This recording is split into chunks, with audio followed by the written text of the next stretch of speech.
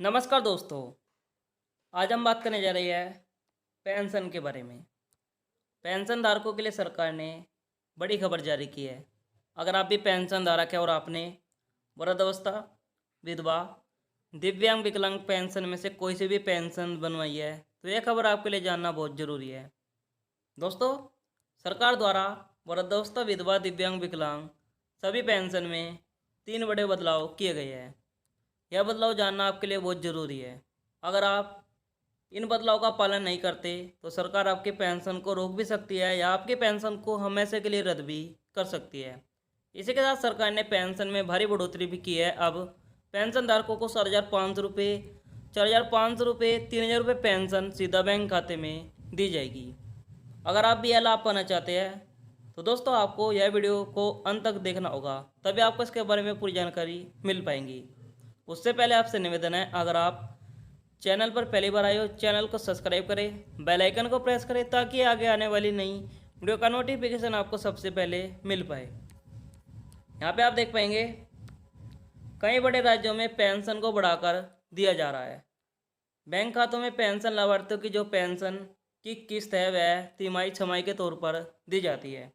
इस बार जो pension bank खाते में आई है वह तिमाही के हिसाब से, यानी 7,500 रुपये, 4,500 रुपये, 3,000 रुपये राज्य और केंद्र सरकार की सहायता से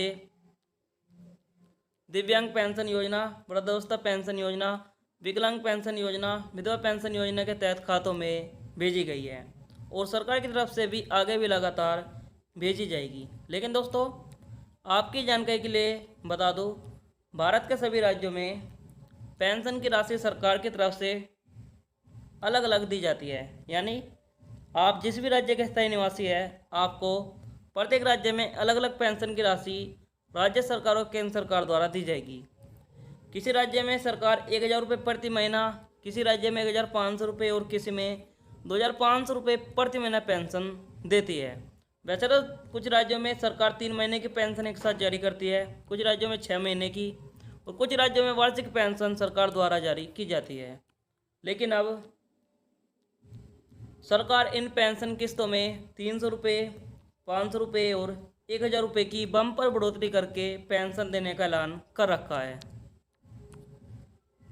पेंशन स्कीम के तहत सबसे पहले सभी राज्यों के पेंशन लाभार्थियों को जो नई अपडेट जारी हुई है, पेंशन योजना के तहत उनका पालन करना पेंशन धारकों को अनिवार्य है, क्योंकि यह एक बड़ा कारण है।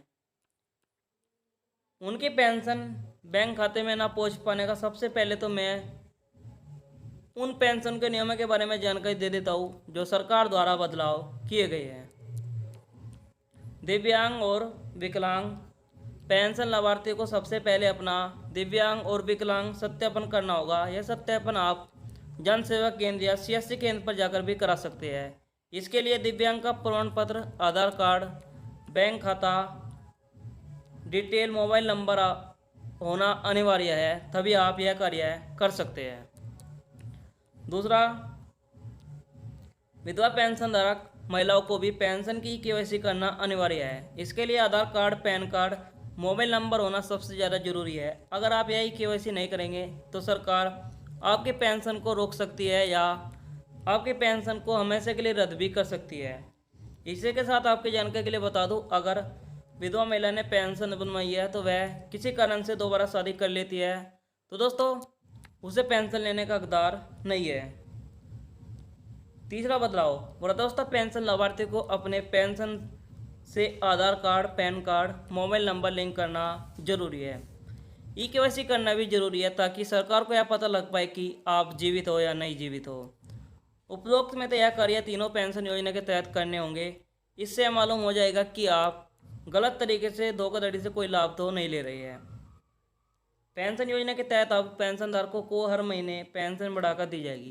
दोस्तों अगर आप भी पेंशन धारक है और आपको पेंशन का लाभ मिल रहा है तो आप मुझे कमेंट बॉक्स में कमेंट करके बताइए कि सरकार आपको कितनी पेंशन का लाभ दे रही है। फिर हमको बताएं या फिर हम आपको बताएंगे कि पेंशन बढ़ने के बाद आपको हर महीने कितना पेंशन का लाभ दिया जाएगा। तो उम्मीद करता हूँ पूरी जानकारी आपको यहाँ पे मिल गई होगी। वीडियो अच्छी लगी वीडियो को लाइक करें, चैनल को सब्सक्राइब जरूर करें।